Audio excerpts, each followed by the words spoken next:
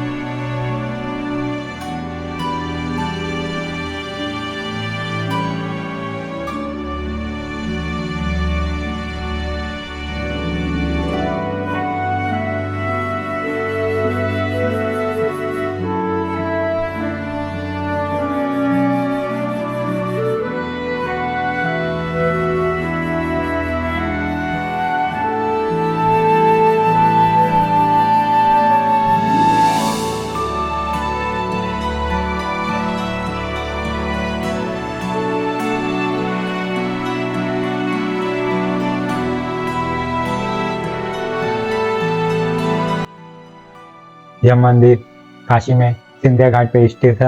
आत्मविश्वेश्वर महादेव मंदिर में स्कंद माता विराजमान है। मान्यता यह है कि ऋषि कात्यायन ने देवी से प्रार्थना की कि वे उनके घर पुत्री के रूप में जन्म ले।